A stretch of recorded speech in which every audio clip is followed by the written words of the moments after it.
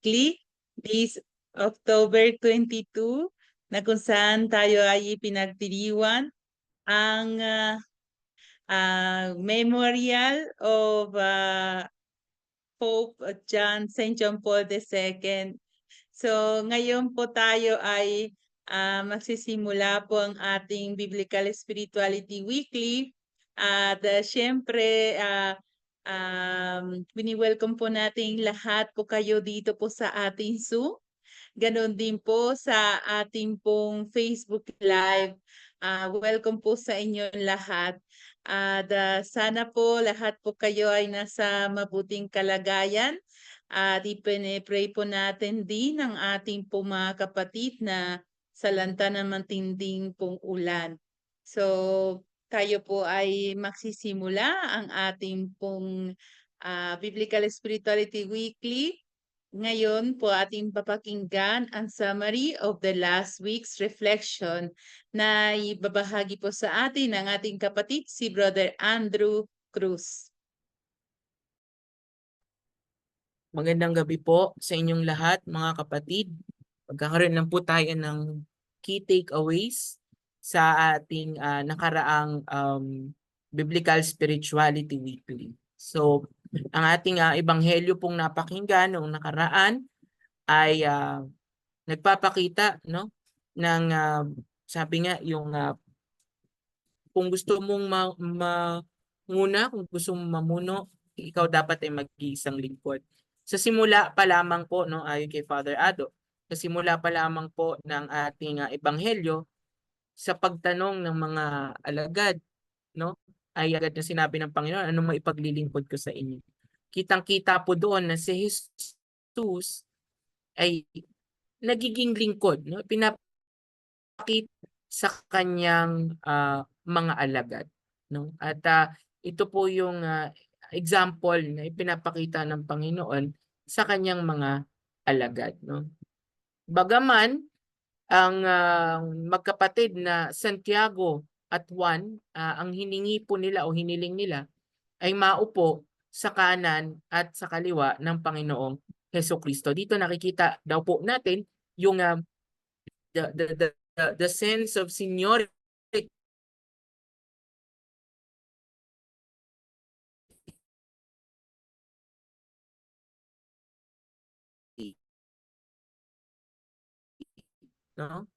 na madatingin natin. Sabi nga, may isang example pa nga dun si Father Ado na kapag daw, di baling mahina tayo, kung may mas mahina pa sa atin, okay lang. Ang importante, nauuna ka. Ikaw ang nagniningning. Ikaw ang nasa taas. At kapag daw tayo ay nasa itaas, tayo ay may kapangyarihan na maging Panginoon. O pumapanginoon tayo sa iba. Ito yung nagiging tukso, ito yung nagiging problema. Sa buhay daw po natin, kung ganito ang mangyayari, na tayo na ang magiging sentro, tayo mismo, ang ating pagiging tayo, yun na magiging sentro ng ating buhay, tayo na ang Diyos ng ating buhay, tayo na ang Panginoon ng ating buhay. Ito ay walang pagkakaiba sa unang pagkakasala ng tao. Kung saan, alam natin na ang ating unang mga magulang ay tinukso at magiging katulad sila ng Diyos. At kapag yun po ang nangyari, may problema po talaga. Kaya nga ang sabi ng Panginoon, ang tinuturo niya sa atin sa Ebanghelyo, ay kay Father Ado, kung nais nating maging pinuno, maging leader, o manguna, dapat matuto tayong maglingkod sapagkat sabi nga ng Panginoon, pumarito siya hindi upang paglingkuran, kundi upang maglingkod at ialay ang kanyang buhay para sa iba. Ayun lamang po, Sister. Thank you po. Maraming salamat po, Brother Andrew. Thank you very much po sa last week's take na naging pong all around po si Brother Andrew. Okay po. So ngayon, tayo po ay magpapatuloy po sa ating pong panibagong reflection, panibagong pagninilay ng ating pong ebanghelyo sa darating na linggo. At siyempre, kailangan po natin muna na tawagin natin ang banal na espiritu at ng panalangin. So, ang magdadasal po bilang pong opening prayer ay si Sister Fanny Delgado. Magandang gabi po sa inyong lahat. Gandang gabi po. Sa ngalan ng Ama, ng Anak, ng Espiritu Santo. Amen. Panginoon, salamat po sa gabing ito na kami nagkakatipong muli. Gabayan mo po kami sa iyong pag-aaral ng iyong mabuting salita. Panginoon, salamat po.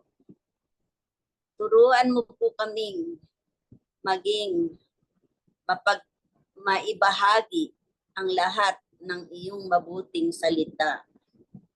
Naway maisa puso namin at kaimtim na mapahalagahan ang iyong mabuting salita. Patnubayan mo po kami na huwag malihis ng landas at ituro mo po sa amin tahakin ang tamang daan tungo sa iyong kaharian. Ang lahat ng ito ay itinataas namin sa ngalan ni Jesus na ating Panginoon. Amen. Sa ngalan ng Ama, ng Anak, Espiritu Santo. Amen. Amen. Ating ngayon hiningin ang tulong ng banal na espiritu.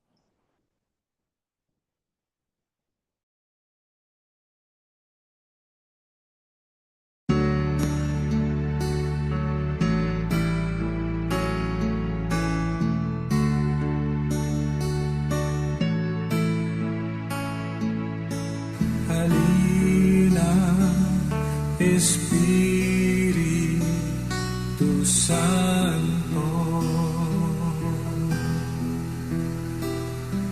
kinakailangan kita.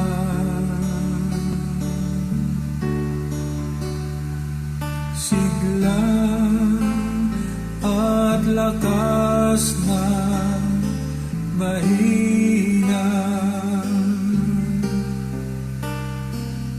pag-asa ka namin lahat.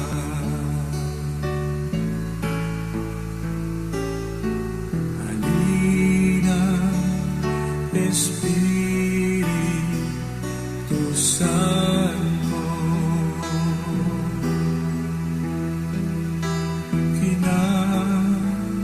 kailangan kita.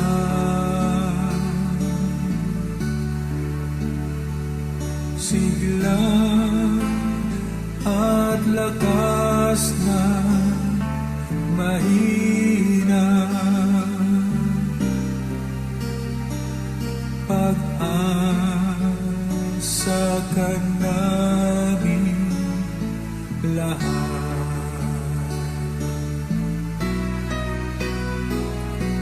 Halina, Espiritu Santo, kinakailangan kita.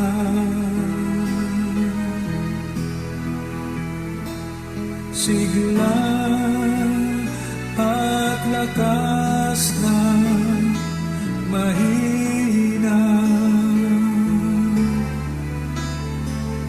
pag-asa ka namin lahat.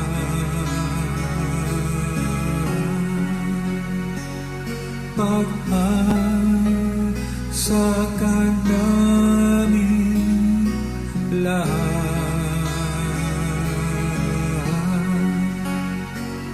Pag-asa ka namin lahat.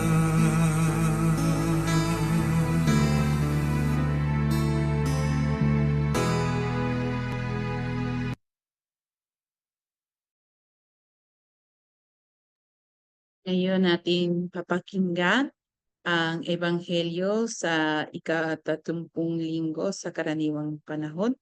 Nababasahin po ng ating pong kapatid si Ate Christy de la Cruz.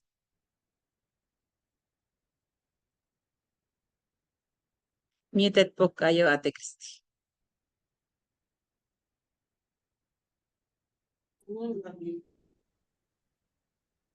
Ang Okay mabuting na. balita ng Panginoon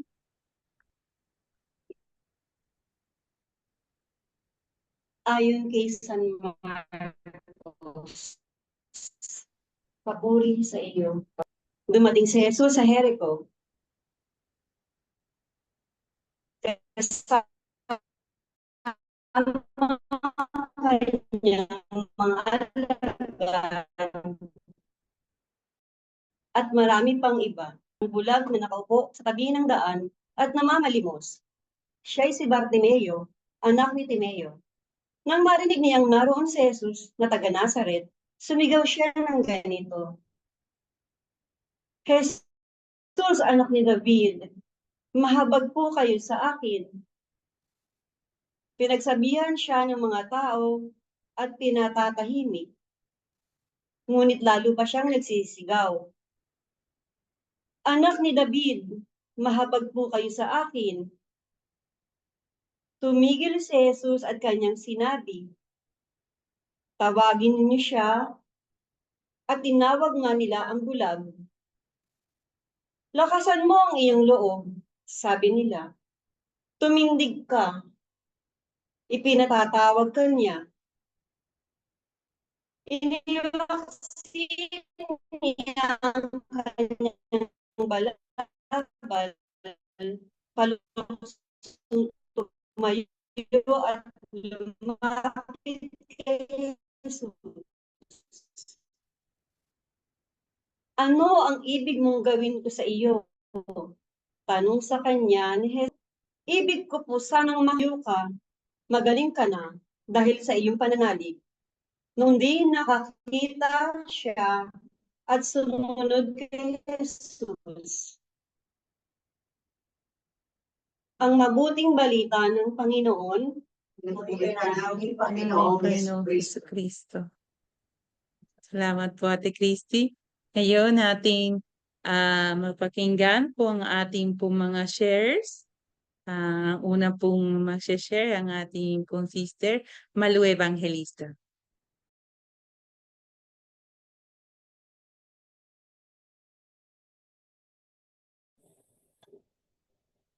Magandang gabi po sa inyo lahat. Magandang gabi po. Ate. Narinig po, okay.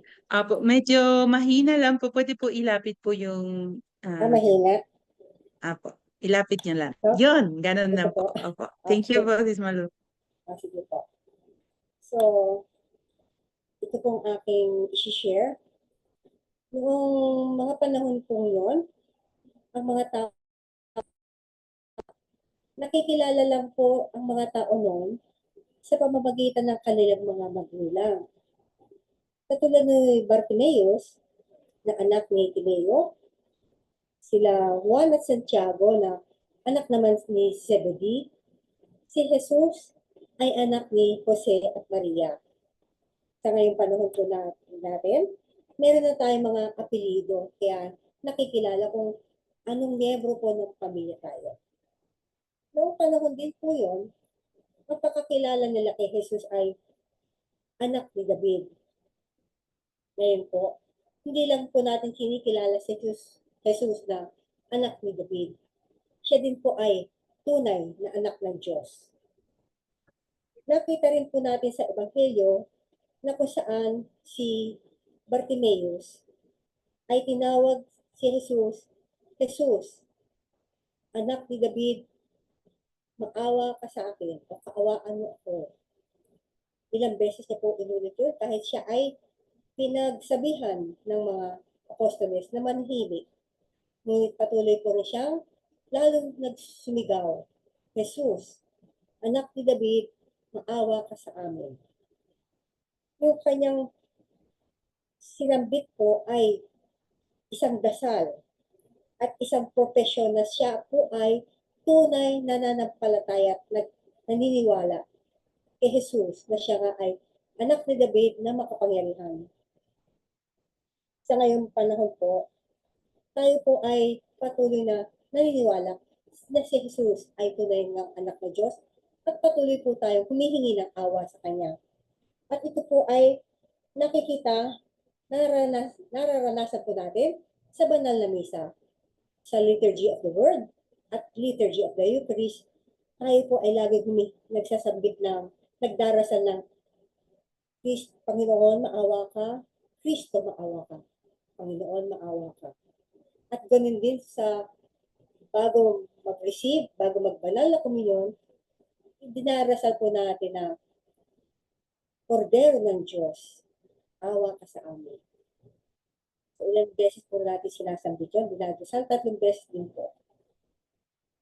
Sa aking personal na buhay naman po, unti-unti po akong natuto kung paano ang tunay na pagdarasal. Dati kasi, kung magdasal ako, parang akong nagdi-demand, parang akong nag-uutos na gawin mo yan, bigay niyo po sa akin. So habang tumagal ang panahon, nagbago po ang aking pamamaraan ng pagdarasal. Noong 2004 po, ako po ay nagkaroon ng high blood na more than 200/110. So ang sinabi ko po sa Panginoon, Panginoon, maawa po kayo sa akin. Hindi pa po ako handa na kayo ay aking maharap kayo. Kung tapos na po ang aking misyon, bigyan niyo po ako ng ibang misyon. Tunay nga isang milagro na kinabukasan ako'y naging normal ang aking blood pressure. Iba't ibang sakit po ang aking naranasan. Nagkaroon po ako ng sakit sa bato, nagkaroon ako ng sakit sa gallbladder stones, nagkaroon ako ng mga bato sa cervix at iba-iba pang malalalang sakit. Ngunit patuloy po akong humihingi ng gabay sa Espiritu Santo kung paano ang tunay na panalangin na may kababaang loob at tamang disposisyon na sinasabi ko sa Diyos, Lord, let your will be done, not my will. So sa gayon nga, patuloy po akong pinapagaling niya. Sabi nga ng aking mga kaibigan, Malu, ipagdasal mo naman kami. Mukhang malakas ka sa Diyos. Sabi ko po, hindi po ako malakas sa Diyos. It's not about me. It's all about God. Ako po ay gumaling dahil sa ang dakilang nating Diyos, ang Diyos na makapagin, ay may kabutihang loob, merong karunungan, kapangyarihan, at tunay na wagas na pag-ibig. At dahil dito po, dahil sa kanyang patuloy na pagbabasbas sa amin, sa aming pamilya at sa akin, ako po ay hindi nag-atubiling na maging miyembro, maging kasapi ng MBA, na magiging isang Parish Bible Apostle. Ito po ay aking malaking pasasalamat sa Diyos na malaki ang kabutihang ng Diyos na tunay nga mabait at mapagpunawa at maawiin ang Diyos. To God be the glory. Maraming salamat po. Maraming salamat po, Sister Malu. Magkaroon po tayo ng intermission. Kasi nakalimutan ni Sister Lacy ang reflection song. So, tayo po ay makikinig po muna, tumakinig po muli ng sandali after na nakinig po natin si Sister Malu. Ngayon tayo po ay lead at nahimik po sa pagninilay.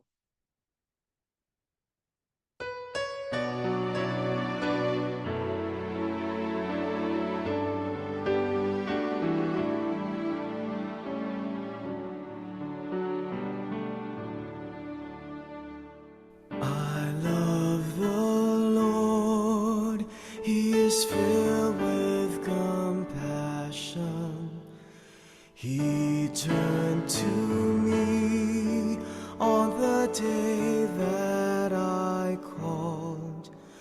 from the snares of the dark. O Lord, save my life, be my strength. I love the Lord, He is filled with compassion. He turned to me on the day that I called.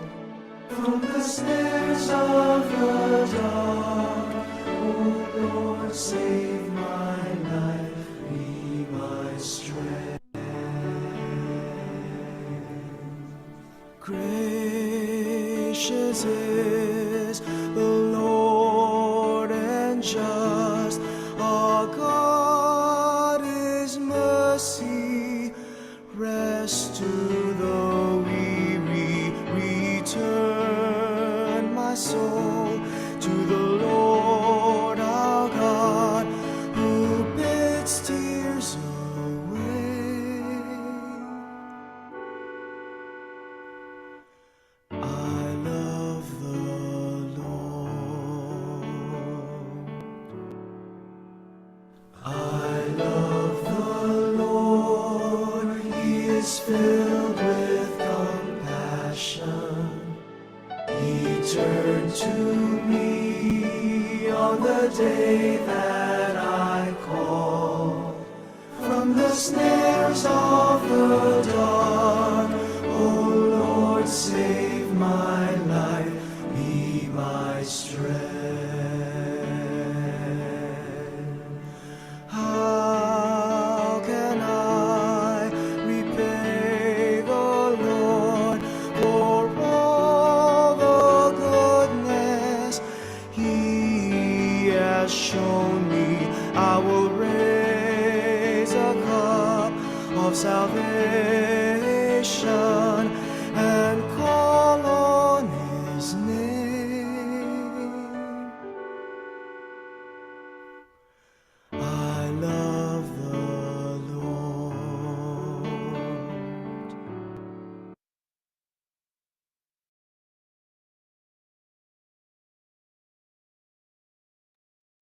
Maraming salamat po, Brother Andrew. So ngayon tayo po ay makikinig po sa ating ikalawa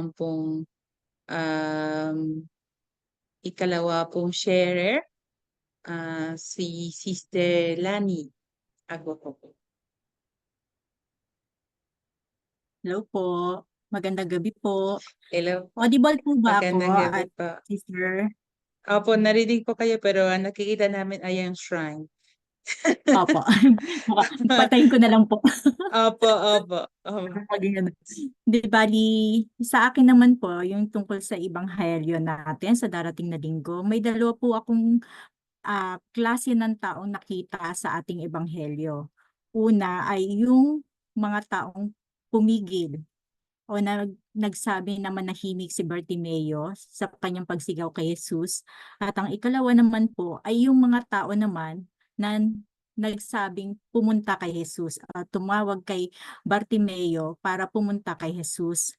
So, ito pong dalawang klase ng dalawang klaseng ng tao ay siya ring naging klase ng tao na nakaapekto po sa aking pananampalataya sa Panginoon. Una po, may mga tao po sa akin na nagbigay ng kalakasan, nagbigay ng gabay para maging mas malapit po ako sa ating Panginoon at para patuloy naman ang palataya po sa Kanya. Na siya rin po nagdala sa akin na kung saan ako ngayon, na nagsiserve bilang lector commentator at bilang MBA din po. At pangalawa po, may mga tao rin po na nagbigay sa akin ng may pagkakataon nagbibigay sa akin ng kahinaan ng loob. Yung parang pumipigil po na sinasabi, tagapaglingkod ka pero bakit ganyan ka? So, ayun po yung nag-strike po sa akin. Pero katulad po ni Bartimeo, ay patuloy pa rin po akong humihingi ng gabay at kalakasan ng aking pananampalataya sa ating Panginoong Hesukristo, na gabayan po ako, hindi lamang po ako na bilang isang kanyang servant, kundi sa aking pagkatao rin po na patuloy po siyang patuloy pong ipangalap ang kanyang mabuting balita. Hindi lamang po sa mga nasasakupan ko ng parish, kundi sa lahat po ng taong maaabot ng aking makakaya. So, iyon po yung dalawang klaseng pagkatao na nakita ko po, at ang pananampalataya ni Bartimeo sa ating Panginoong Hesukristo na nagbigay daan sa kanya upang makakita po siya at patuloy na magiging tagapaglingkod ng ating Panginoong Hesukristo. Yun lamang po. End of sharing. Maraming salamat po, Ate Lani. So, ngayon po tayo po ay magpapatuloy po sa exposition po ng Ebanghelyo sa darating na linggo ng ating pong direktor, si Father Adonis Saclolo po. Good evening po, Father Ado. Gandang gabi mga Bible Apostles, Bible Coordinators, mga kasama natin na nakikiisa sa atin sa Facebook Live. At medyo may sakit ako, masama yung pakiramdam ko. Hindi ko alam, baka naulanan ako. Pero patuloy pa rin tayong magdinilay ng salita, no? Para pakinabangan nating lahat. At inuulit natin, pwede nyo pong gamitin yung mga napagbahagi na natin dito sa Biblical Spirituality Weekly sa inyong mga activities sa inyong mga parokya, no? Sa mga liturgical Bible study, Biblia Rasal, no? Pwede nyo pong gamitin, pwede nyong dagdagan, pwede nyong kumuha lang ng ilang puntos, no? Ang mahalaga po ay naipapahayag natin ang mabuting balita, no? Ang ebanghelyo ngayong araw na ito ay punong-puno ng simbolo, no? Para bang bawat bersikulo, no, ay maraming sinasabi ang Diyos, no?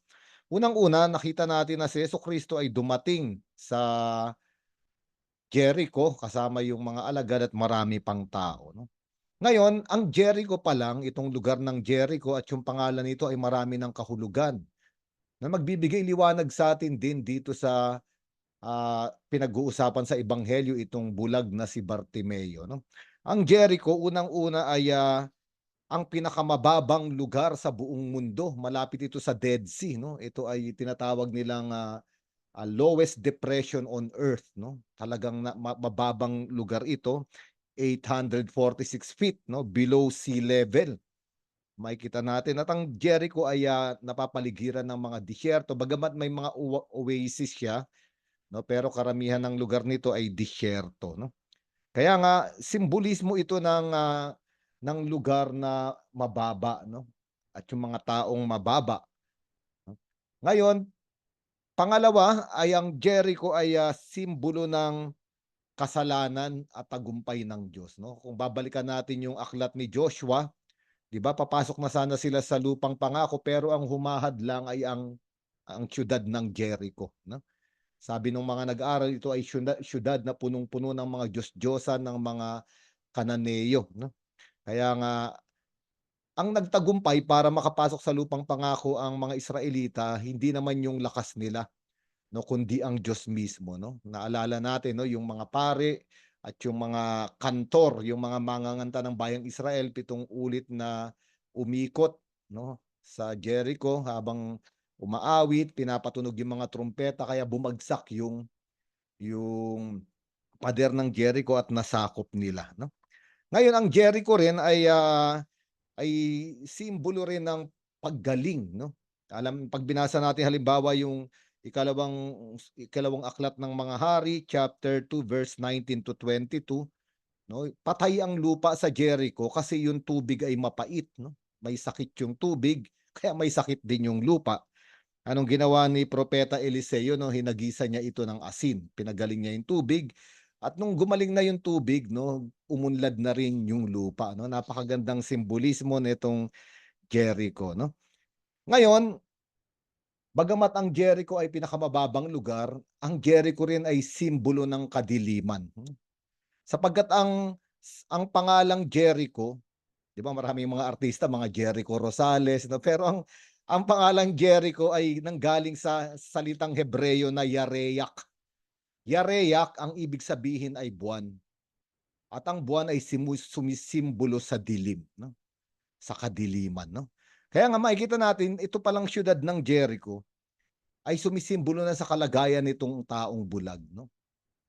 Ibig sabihin, nandoon siya sa lowest point of his life, pinakamababang tagpo sa kanyang buhay. Dahil siya ay bulag. Pangalawa, siya ay nasa dilim. No? Kaya nga ito yung simbolismo rin ng Jericho na kinakatawan ng katauhan nga nitong bulag na si Bartimeo. No? Ngayon, ano ba ang taong bulag? No? Sa lumang tipan, ang mga bulag, lalo na yung mga pare na bulag, ay hindi maaaring pumasok sa santuario, no? Sa templo. Yung mga hayop na bulag hindi pwedeng ihandog, hindi pwedeng isakripisyo, no? Kaya nga ganun na lang yung kalagayan ng mga bulag, no? Parang kaawa-awa at hindi karapat-dapat, no?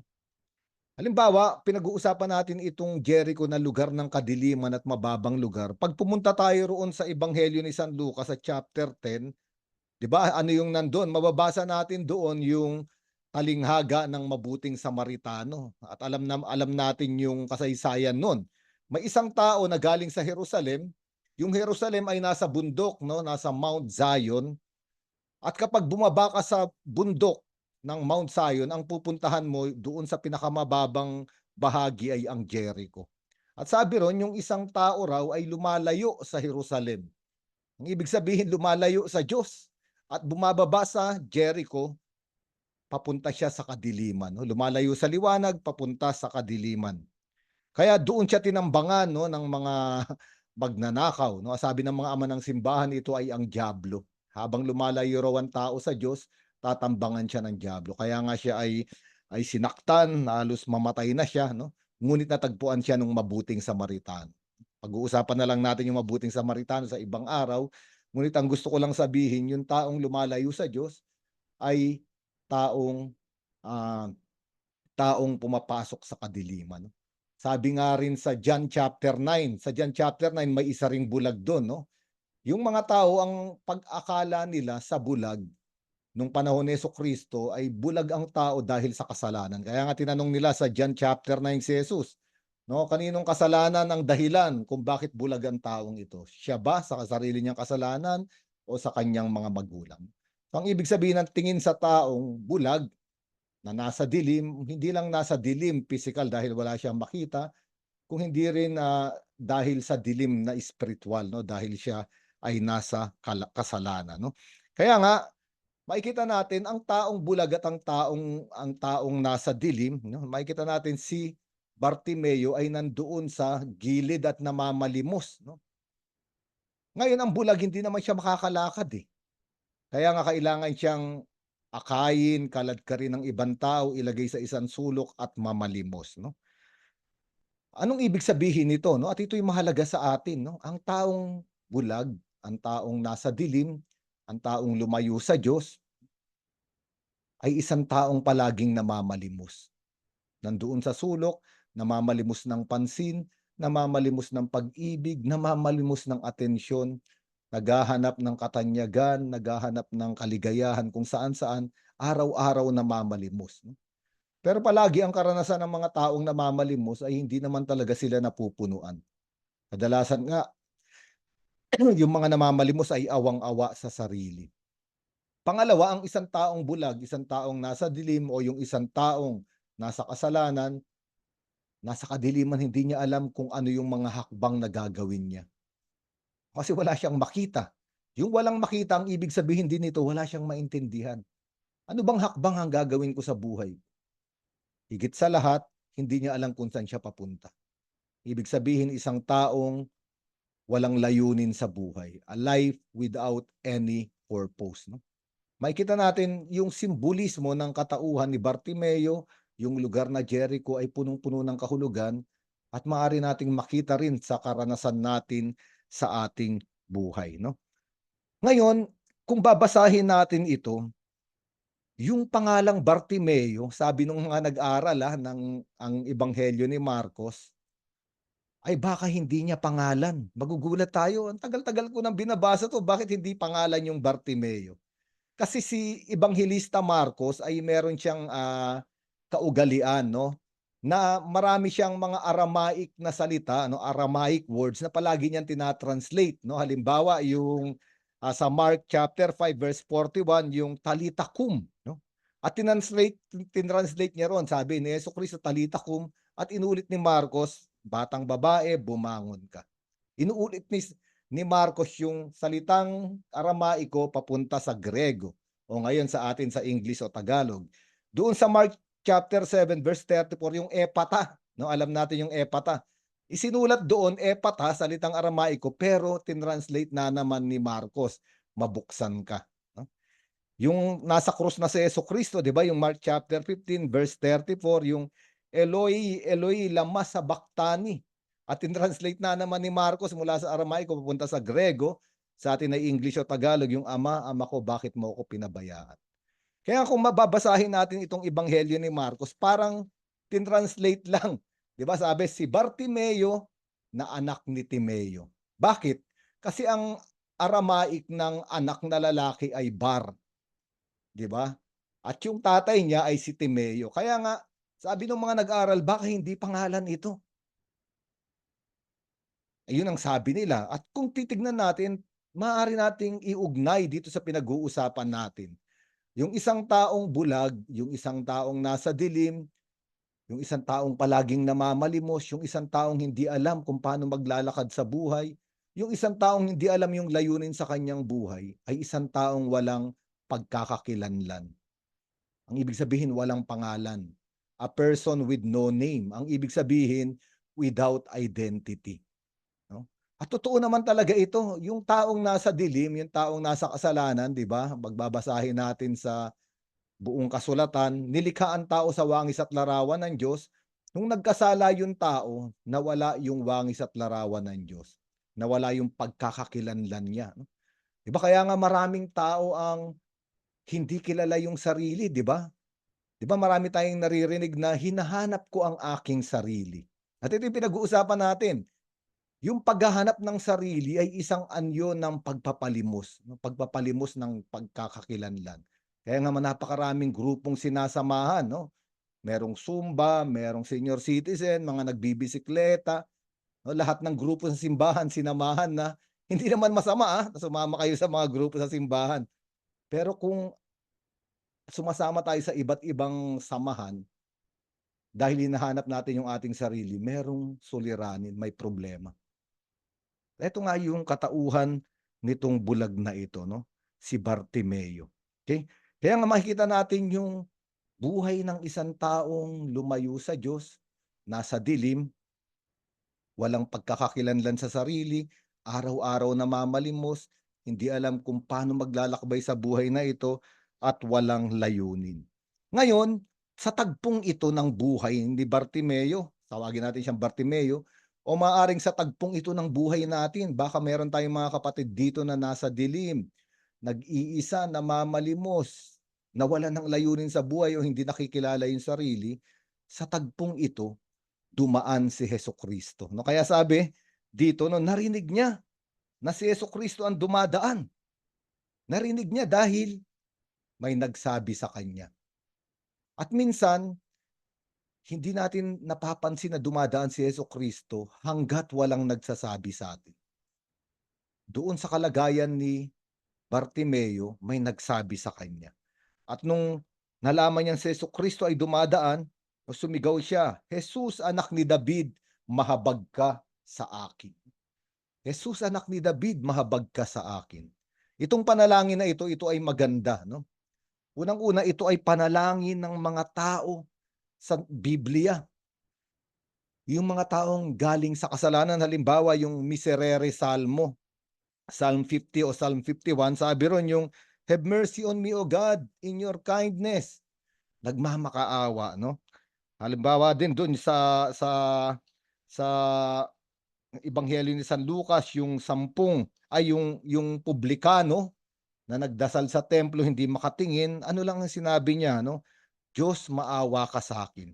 At lahat ng mga bulag, lahat ng mga ketongin sa Biblia, ito ang sinisigaw nila, Jesus, anak ni David, maawa ka sa akin. Yung babaeng Kananea, 'di ba, yung anak niya ay sinasapian ng masamang Espiritu, ganun din ang sigaw, Jesus, maawa ka sa anak ko. Panginoon, maawa ka sa anak ko.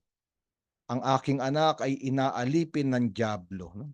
At yung isang ama rin, no, na humihingi ng kagalingan sa kanyang anak, no, sa Mateo chapter 17, maawa ka sa akin. Ang ibig sabihin, nung taong nagmamakaawa ay taong alam ang kanyang kalagayan. At alam niyang dumadaan si Jesucristo sa kanyang buhay. Kaya nga ito ay panalangin sa Eastern Church, sa Oriental Church. Ito yung prayer of the heart na tinatawag o Jesus prayer. Inuulit-ulit ito ng mga tao, yung Jesus, Son of David, have mercy on me a sinner. O kaya naman, yung David ay pinalitan ng Son of God. Jesus, Son of God, have mercy on me a sinner. Napakagandang panalangin. Ito yung pinapanalangin nila kasabay ng tibok ng puso. No? Ngayon, itong bulag na ito, kahit bulag siya, nakilala niya si Jesucristo ay Mesiyas. Kaya sinabi niya, anak ni David. Sapagkat sa Biblia, ang anak ni David ay ang Mesiyas. Excuse me. Ngayon, kung makikita natin, yung mga Pariseyo, yung mga Saduseyo, yung mga tagapagturo ng batas, yung mga maalam sa kasulatan, hindi nila makita na si Jesucristo ay Mesiyas. Hindi sila maniwala. Ngayon, itong isang bulag,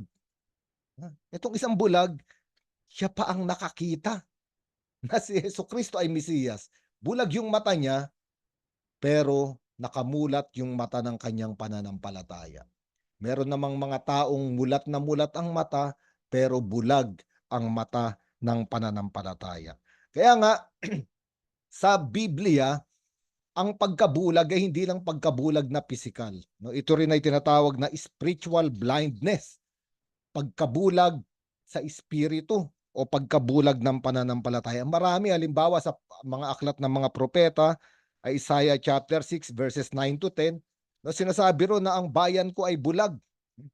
No, sa Isaiah chapter 42, no, sa sa Ebanghelyo ni San Mateo, sa chapter 23 na San Mateo, isinisigaw ni Jesucristo sa mga Pariseo, tagapagturo ng batas, mga bulag na tagapag-akay. Mga bulag kayo dahil mga ipokrito kayo. Mga bulag, walang nakikita. Kaya nga sinabi sa Ebanghelyo ni San Mateo, kapag ang bulag ang umakay sa kapwa bulag, pareho silang mahuhulog sa hukay. Ganon din sa sulat ni San Pablo, 2 Corinthians chapter 4 verses 3 to 4, napakaraming taong bulag. Mabigat doon sa aklat ng Pahayag chapter 3 verses 17 to 18, sabi doon, no, sabi doon sa tao, hindi mo alam na ikaw ay hubad at ikaw ay bulag. Ikaw ay maligamgam, isusuka kita, ilulura kita mula sa aking bibig. So, merong spiritual na pagkabulag. Ngayon, itong si Bartimeo, sa huling bahagi kasi netong ebanghelyo na to, tinanong siya ni Jesucristo kung anong gusto niya. Sabi ni Bartimeo, no, gusto ko pong makakitang muli. Ang ibig sabihin, nakakakita siya noon. Naranasan niya yung liwanag. Alam niya yung kaligayahan ng buhay na nasa liwanag. Ngunit siya ay nasadlak sa kadiliman. Maaring nung nakakakita pa siya, katulad ng mga Pariseo, bulag yung kanyang pananampalataya. Kaya nga maaring siya ay bumagsak sa kasalanan, sa kadiliman, no, kaya siya pumasok sa dilim. At pwede nating sabihin ito sa ating buhay. No? Sa tuwing hihiwalay tayo sa Diyos, maaaring nabubulag na yung ating pananampalataya. No? Maaaring nabubulag na yung ating espiritu. Katulad ng mga Pariseo at ng mga Saduceo sa ibang ebanghelyo. Kaya nga sabi ni Jesucristo, pag binasa ninyo yung huling 3 verses ng John chapter 9, sabi ng mga Pariseo kay Jesucristo, sinasabi mo bang bulag kami? Ang sabi ni Jesucristo, kung sana ay bulag kayo, makakakita kayo.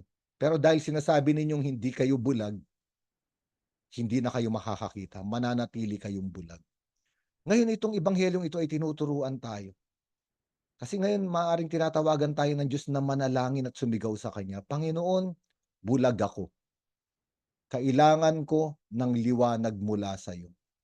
Maawa ka sa akin. Ito yung Napakalakas na sinasabi sa atin nitong ebanghelyong ito, no? Panginoon, bulag ako. Anong ibig sabihin ng bulag? Hindi ko alam kung anong nangyayari sa aking buhay. Ano ang layunin? Saan ako papunta?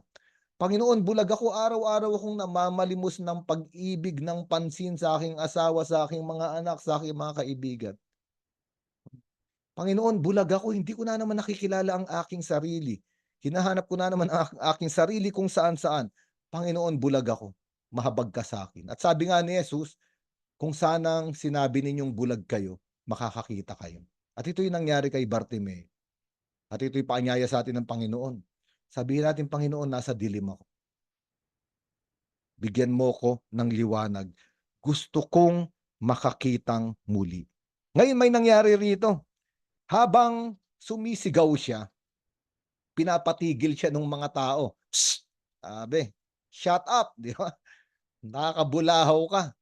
At minsan, kapag alam na natin yung sitwasyon natin at alam natin kailangan natin si Jesucristo, sumisigaw tayo, Panginoon, huminto ka naman sa buhay ko. Maraming mga hadlang para patigilin tayo, para pahintuin tayo. Kaya nga maraming hadlang sa pananalangin, maraming hadlang sa pagninilay ng salita ng Diyos, maraming hadlang sa mga gawain natin sa simbahan. Kung mapapansin ninyo, palaging ganito ang nangyayari sa atin.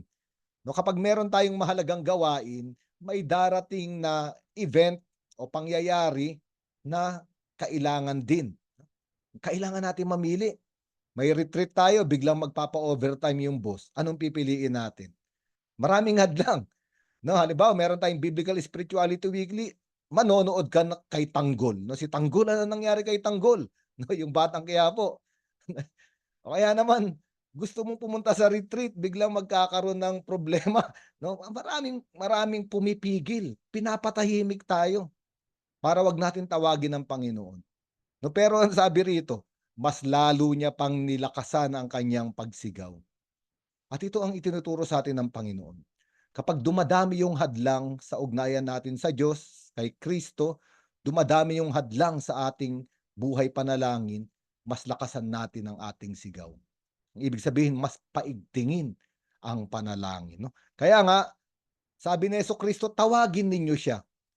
Ngayon, yung mga taong humahadlang sa kanya, sila na rin mismo yung nagsabi sa kanya, courage, lakasan mo ang iyong loob, at tinatawag kanya. Itong pagtawag, no, ito yung bukare. Yung bukare, dito nagsimula yung salitang bukasyon. Nung tinawag siya ni Jesucristo, nagkaroon na ng layunin ang buhay niya. Di ba sabi natin kanina, isang taong bulag, larawan ito ng isang taong walang layunin, walang pupuntahan sa buhay. Pero kapag natagpuan ng tao ang kanyang bukasyon, matatagpuan niya yung layunin niya sa buhay. Tinawag kang maging ama, tinawag kang maging ina, tinawag akong maging pare, tinawag magmadre si Sister Laces, tinawag ka sa simbahan. Ito yung ginawa ni Jesucristo, tawagin ninyo siya. Sa tuwing tatawagin tayo ng Diyos at tayo ay tutugon, nagkakaroon ng layunin yung ating buhay. Kaya anong unang ginawa nitong lalaking ito? Mula doon sa sulok, nakalugmok siya, walang lakas na tumayo, bigla siyang tumayo dahil narinig niya tinatawag siya ng Panginoon. At may mahalagang bahagi rito, inilaglag niya ang kanyang balabal. Sa Biblia, ang balabal ay simbolismo ng pagkatao. Diba, naalala ninyo si Propeta Elias, ipinasa niya yung balabal niya kay Propeta Eliseo. Ipinasa niya yung pagkapropeta niya. Si Jesucristo, diba, nung nahawakan ng babaeng dinudugo yung dulo ng kanyang balabal, gumaling yung babae. Anong ibig sabihin dito? Nung iniwan niya yung kanyang balabal, iniwan niya na yung lumang tao, yung taong nasa dilim, yung taong nasa karumihan, yung taong walang pagkakakilanlan sa sarili, yung taong walang layunin sa buhay, hinubad niya na yun. Kasi pwede naman siyang pumunta kay Jesucristo, hawak-hawak niya yung balabal niya. Pero ito ay simbolismo. Inaalis ko na yung lumang tao, inaalis ko na yung nakaraan, at susunod na ako sa aking Panginoon. Ito ay ginagamit ng unang simbahan ng primitive church sa binyag. ang katekesis sa binyag kasi noong unang panahon, yung mga taong bibinyagan ay hinuhubad yung kanilang damit, yung maruming damit at paglubog nila sa tubig, bibihisan sila ng puting damit. Ngayon ginagawa pa rin natin ito sa mga baby, di ba? Bibinyagan sila pagkatapos ay bibihisan sila ng puting damit. At itong taong ito, iniwan niya na yung lumang tao sapagkat bibihisan na siya ng liwanag mula sa Panginoong Hesukristo, no? Kaya nga ang mga taong nabibinyagan nung unang panahon, ang tawag sa kanila enlightened. Kaya nga ito ay ginagamit sa katekesis sa binyag. Kaya nga, anong ibig sabihin nito? Pagkatapos niya, lumapit siya kay Hesukristo at sabi ni Hesukristo, humayo ka na, pinagaling ka ng iyong pananampalataya. Ito yung pinag-uusapan natin. Kahit bulag pa siya, nakamulat naman yung mata ng kanyang pananampalataya. Totoo, maaring bumagsak siya sa kadiliman, pero nung dumaan si Hesukristo, nagbukas muli yung mata ng kanyang pananampalataya. At sa atin din, minsan nanghihina tayo, merong pagkakataon na nagba-backslide tayo sa marami nating kahinaan at kamalian noong nakaraan. No? Nasasadlak ulit tayo sa kadiliman, pero kapag dumaraan si Hesukristo, binubuksan muli yung mata ng pananampalataya. Kaya nga, pinapahayo siya ni Hesukristo. Pero anong ginawa dito ng bulag? Hindi siya humayo. Sabi rito, nung nanumbalik na yung kanyang paningin, sinundan niya si Hesukristo sa daan. At napakaganda nito. Sinimulan natin kanina na isang taong nakaupo, walang patutunguhan, no? Nasa dilim, ngayon tumanggap ng liwanag at mayroon na siyang patutunguhan. Ano ang patutunguhan niya? Susundan niya ang Panginoon. No, kaya nga itong ebanghelyong ito para sa ating lahat. No? Itong taong si Bartimeo ay karanasan natin lahat.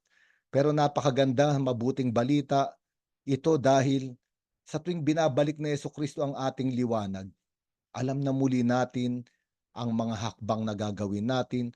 Alam na natin ang bukasyon natin. Kapag alam natin ang bukasyon natin, alam natin ang ating identity. At kapag alam natin ang bukasyon at identity, alam natin ang patutunguhan at ang layunin ng buhay na ito. Ano ang daang tatahakin? At sinabi rito, isa lamang ang totoong daan na dapat tahakin ng lahat, ang siguradong daan, sumunod kay Hesukristo. Katulad netong taong bulag, tapos na yung nakaraan, tapos na yung kadiliman, tapos na yung pamamalimos, tapos na yung kawalan ng layunin, tapos na yung identity crisis, kilala ko na ang sarili ko. Sino ako? Ako ang taong susunod sa Panginoong Hesukristo. Ito yung napakaganda sa atin, mga Bible apostles, Bible coordinators, sa kayong mga kapatid nating kasama natin nagninilay. No? Sige po, sister, ngayon po ay papasok tayo sa ating prayer of the faithful. Sino man nais na magtaas ng panalangin, kayo po ay mag-unmute, itaas ang inyong panalangin, o yung mga taong humihingi sa inyo ng panalangin, maaari ninyong itaas dito. Bilang simbahan, isang katawan, ating tutugunan. Sabi ni Hesukristo, 2 o 3 nagkakatipon, naroon ako sa gitna nila. Ngayon, marami tayo na nagkakatipon ngayon at nandito ang Panginoon sa gitna natin at siya ay nakikinig. Kaya ngayon mga nais magtaas ng panalangin, maaari nyo nang gawin ngayon. Panginoon, kayo sa amin na makasalanan at pagalingin mo po ang aming mga karamdaman, pisikal at spiritual, at pagkaloob na pananampalataya, at nang kami po ay makasunod sa inyong kalooban. Samo at dalangin ko sa pangalan ni Jesus na aming Panginoon. Amen. Panginoon, dinggin mo ang aming panalangin. Aming panalangin. Panginoon, bigyan mo po kami ng pananampalataya na katulad ng kay Bartimeo. Buksan niyo po ang aming mga mata para masundan namin ang daan patungo sa inyo. Gabayan niyo po kaming lagi patungo sa tamang landas. Itinataas namin sa inyo ang lahat ng aming gawain sa Bible Apostolate. Bigyan niyo po kaming lakas na magampanan namin ang aming tungkulin sa aming mga pamilya. Manalangin tayo sa Panginoon. Panginoon, dinggin mo ang aming panalangin.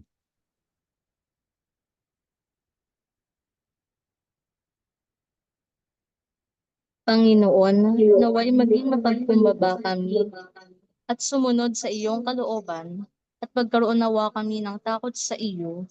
Ingatan mo kami at tulungan palagi, lalo na sa panahon ngayon.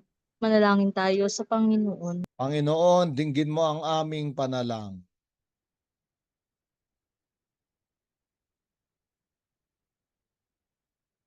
Itaas natin ang mga panalangin na ito sa panalangin itinuro sa atin ng ating Panginoong Hesukristo. Ama namin, sumasalangit ka, sambahin ang ngalan mo. Mapasa amin ang kaharian mo, sundin ang loob mo dito sa lupa para ng sa langit. Bigyan mo po kami ngayon ng aming kakanin sa araw-araw at patawarin mo kami sa aming mga sala para ng pagpapatawad namin sa nagkakasala sa amin at huwag mo kami ipahintulot sa tukso at iadya mo kami sa lahat ng masama. Sister? Opo, Father, maraming salamat po. So ngayon, meron po ako konting announcement para sa ating lahat. Sa susunod na sa itong darating na Sabado, meron po tayong monthly formation and meeting po na ating pong usually we do it in the third Saturday of the month.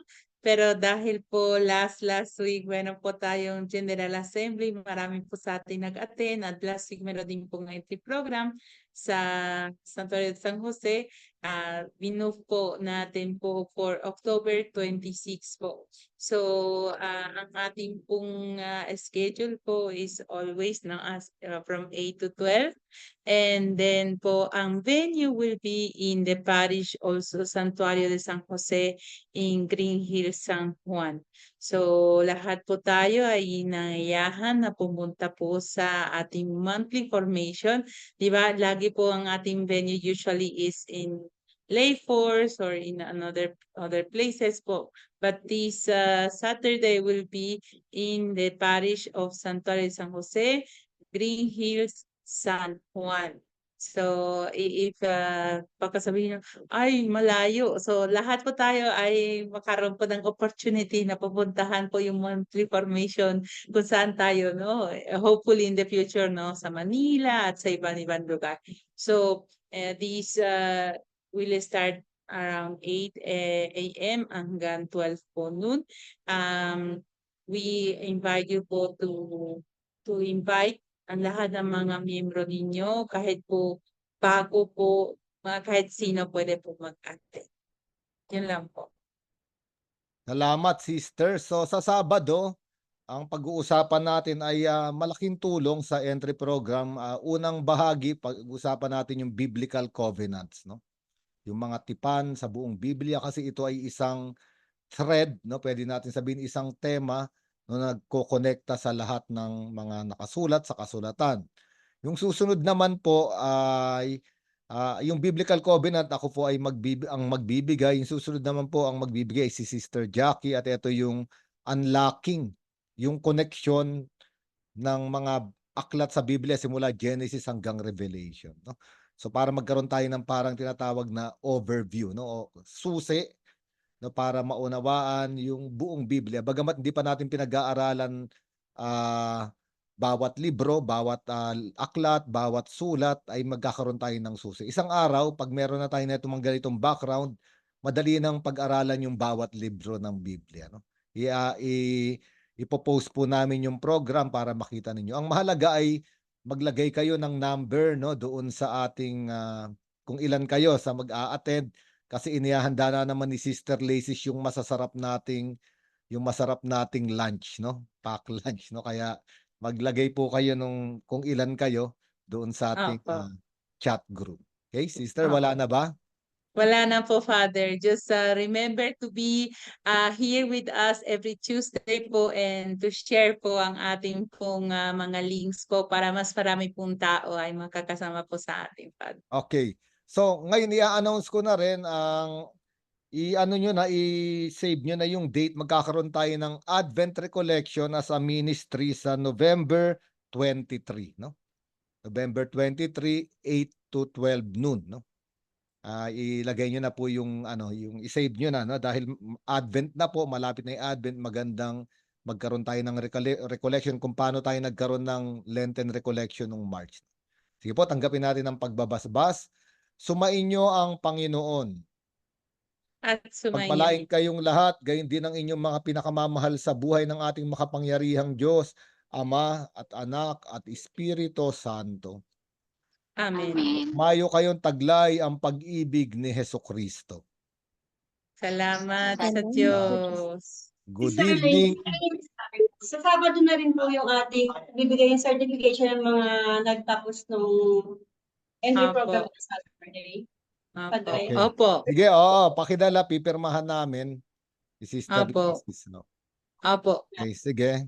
Opo. Thank you po, Father Rocky from San Pablo Apostol for being with us. Thank you, Father. Thank you po.